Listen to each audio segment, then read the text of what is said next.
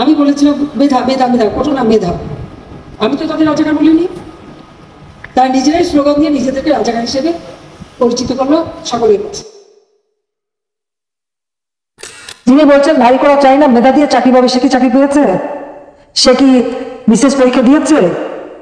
বিশেষ পরীক্ষা কি সে মানে প্রিলিমিনারিতেই সে জায়গা করতে পেরেছে? এই বড় কথাগুলি যদি না বলতো তাহলে এখন তো কোথাও না কোথাও চাকরি তো পেত। মুক্তিযোদ্ধাদের নাতিপুতিরাও পাবে না, তাহলে কি রাজাকারের নাতিপুতিরা পাবে? তাহলে কি রাজাকারের নাতিপুতিরা পাবে? তাহলে কি রাজাকারের নাতিপুতিরা পাবে? আর সবটা একটা যে দেখলাম খুব অদ্ভুত লাগলো আমার কাছে, মুক্তিযোদ্ধার নাতি সে ভর্তি হয়েছে মুক্তিযুদ্ধ কোটা ইউনিভার্সিটিতে, উনিও কোটা থাকবে না। তো বেটা তুই তাহলে চলে আয়, পড়াশোনার দরকার নাই। হ্যাঁ, বলতে তুই চলে আয়, তোর পড়াশোনার দরকারটা কি? তুই মুক্তিযোদ্ধার নাতি হিসেবে কোটায় ইউনিভার্সিটি ভর্তি হয়ে এমন বলে কোটা লাগবে না, তোকে তো ইউনিভার্সিটি থেকে বের করে দেওয়া উচিত। হ্যাঁ, ওকে ইউনিভার্সিটি থেকে বের করে দেওয়া উচিত যে কোটা নাই, তোর পড়া নাই, যা বাড়ি যাবে, বসে থাক। যে দাবি তারা করেছিল সমস্ত দাবি শুধু বানানা, তার থেকে বেশি আমরা দিয়েছি। উচ্চ আদালত কোনো রায় দেয় বা কোর্টের যখন কোনো রায় হয়, সঙ্গে সে রায়ের বিরুদ্ধে এক্সিকিউটিভ অথরিটির এখন এই মুহূর্তে তো আমাদের কিছু করার নেই, কারণ কোর্টেই সমাধান করতে হবে। এখন যারা আন্দোলন করছে তারা তো আইন মানবে না, আদালত মানবে না, সংবিধান কি তারা চেনে না, বা একটা কার্যনির্বাহী একটা কাজ করতে হলে তার যে নীতিমালা বিধিমালা বা ধারা থাকে সেটা একটা সরকার কিভাবে চলে এ সম্পর্কে কোনো ধারণা এদের নাই, কোনো জ্ঞানই নাই। হ্যাঁ, পড়াশোনা করছে, ভালো নাম্বার পাচ্ছে, সেটা ঠিক। যতক্ষণ পর্যন্ত আদালত থেকে সমাধান না আসবে ততক্ষণ আমাদের এখানে কোনো কিছু করার থাকে না। যতক্ষণ পর্যন্ত আদালত থেকে সমাধান না আসবে ততক্ষণ আমাদের এখানে কোনো কিছু করার থাকে না। সমস্ত দাবি শুধু বানানা, তার থেকে বেশি আমরা দিয়েছি। সমস্ত দাবি শুধু বানানা, তার থেকে বেশি আমরা দিয়েছি। সমস্ত দাবি শুধু বানানা, তার থেকে বেশি আমরা দিয়েছি। আমাদের কিছু করার নাই, রাজপথে আন্দোলন করেছে, আন্দোলন করতেই থাকবে। বারবার অনুরোধ করা সত্ত্বেও আন্দোলন, কোটা বিরোধী আন্দোলন, আমি নিন্দা করার ভাষা পাচ্ছি।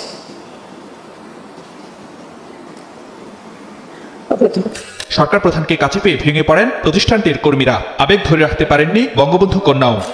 ধ্বংসযজ্ঞ আমি দেখলাম, এটা কারোর পক্ষে সহ্য করবো না। এতদিনের এত কষ্টের ফসল সব শেষ করে দিতে চাচ্ছে।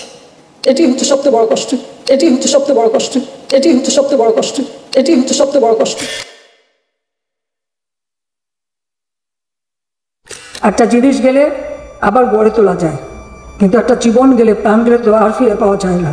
একটা জিনিস গেলে আবার গড়ে তোলা যায়, কিন্তু একটা জীবন গেলে, প্রাণ গেলে তো আর ফিরে পাওয়া যায় না। আগুন দাও দাও করে জ্বলছে, তখন আমি হেলিকপ্টারে করে পানি দিলাম, যে অন্তত এইভাবে পুড়ে যাচ্ছে সব হেলিকপ্টার থেকে পানি ছাড়ো। এবং যে সমস্ত বিল্ডিংয়ে আগুন দিয়েছিল, অনেকে ছাদে যে হাহাকার করছিল, আমরা হেলিকপ্টার দিয়ে তাদেরকে উদ্ধার করেছি। সেই নারায়ণগঞ্জে কাশপুর থেকে নিয়ে শুরু করে বিভিন্ন জায়গায় হেলিকপ্টার দিয়ে কিন্তু আমার মানুষকে উদ্ধার করে তাদের যান বাঁচিয়েছি। হেলিকপ্টার দিয়ে কিন্তু আমার মানুষকে উদ্ধার করে তাদের যান বাঁচিয়েছি।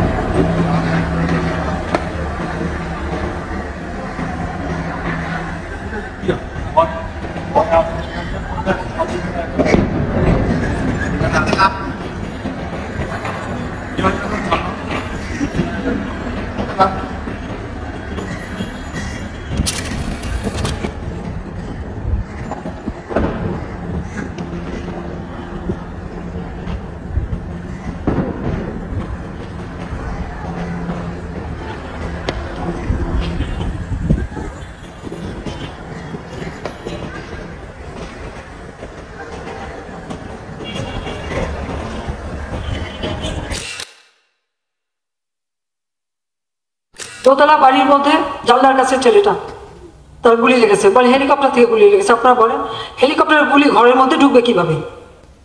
আর সেই গুলি ঢুকে কিন্তু তা দেওয়ালে যে ফুটো করে দিয়েছে। সেখানে তদন্তের জন্য লোক গেছে, তারা দেখে তো সেখানে হেলিকপ্টার দিয়ে গুলি করলো কিভাবে? সেখানে তদন্তের জন্য লোক গেছে, তারা দেখে তো সেখানে হেলিকপ্টার দিয়ে গুলি করলো কিভাবে? পরে এখানে গোলাগুলি শুরু হয়, তারা এসে ও জানলা বন্ধ করবে, এর মধ্যে একটা গুলি সোজা এখান থেকে এসে আমার ছেলের চোখ দিয়ে ঢুকে মাথার পিছু থেকে বের হয়ে এই যে দেয়ালের মধ্যে লাগতো। জানালা বন্ধ করতে গেলে এ সময় বাইরে থেকে আসা একটি গুলি ওলটপালট করে দেয় সাকিবের সংসার। গুলিটি 11 বছরের সামিরের চোখ দিয়ে মাথার খুলি বেদ করে বেরিয়ে যায়। সঙ্গে ছিল তার চাচা মশিউর রহমান, তার কাঁধেও লাগে সেই বুলেটটি। কোটা সংস্কার আন্দোলন ঘিরে সংঘাতের সময় বাসার ভেতরেও নিরাপদে ছিল না মানুষ। পড়ার টেবিল আর বারান্দাতেও বুলেটের আঘাতে নিমেষেই ঝরে গেছে জীবন। 21 জুলাই চলা সংঘর্ষে মিরপুরে বাসার জানালা দিয়ে আসা বুলেটে গুলিবিদ্ধ হন 11 বছর বয়সী সামির। বারান্দায় গুলিবিদ্ধ হন শিক্ষার্থী নাইমা। তোরা 9 নম্বর সেক্টরের 15 নম্বর রোডের এই বাসার চতুর্থ তলায় বারান্দায় গুলিবিদ্ধ হন মাইলস্টোন স্কুলের 10ম শ্রেণীর শিক্ষার্থী নাইমা। পুলিশে ধরন দিছে তো, তারপর অনেক লোক এখানে ধরে আসছিল। পরে কি হয়েছে, পুলিশ ওখান থেকে দুটো ফায়ার করেছে, একটা লেগেছে এখানে 4 তলায়, আর আমরা এখানে আসছিলাম তো একটা গুলি গেটের মধ্যে। ওখান থেকে ঠিক ফাঁকা গুলি করা শুরু করছে, তার ঠাস শব্দ। যখন আমি এই জায়গায় দাঁড়ানো, তখন একটা বুলেট ঠাস করে দেখলাম এই 4 তলা বারান্দা এসে পড়ে লাগছে, ঠাস করে একটা শব্দ হচ্ছে অনেক বড়। তখন আমি দেখলাম মেয়েটা এভাবে থেকে এভাবে হয়ে গেছে। তলা বাড়ির মধ্যে জানলার কাছে ছেলেটা, তার গুলি লেগেছে, বলে হেলিকপ্টার থেকে গুলি লেগেছে। আপনারা বলেন হেলিকপ্টারের গুলি ঘরের মধ্যে ঢুকবে কিভাবে? আর যারা আপনজন হারিয়েছে, যে মা তার সন্তান হারিয়েছে, যে সন্তান যার বাবা হারিয়েছে, তাদের কষ্ট আর কেউ না বুঝুক, আমি তো বুঝি। আসলে আমাদের দেশটা বিচিত্র একটা দেশ, বিচিত্র মানসিকতা। 6 ঋতুর দেশ তো, ঋতুও বোধহয় বড় বোধহয়, আমার কিছু করার নেই। ঋতুও বোধহয় বড় বোধহয়, আমার কিছু করার নেই। And the Oscar goes to. And the Oscar goes to. And the Oscar goes to. And the Oscar goes. And the Oscar goes. And the Oscar goes to. The Oscar goes.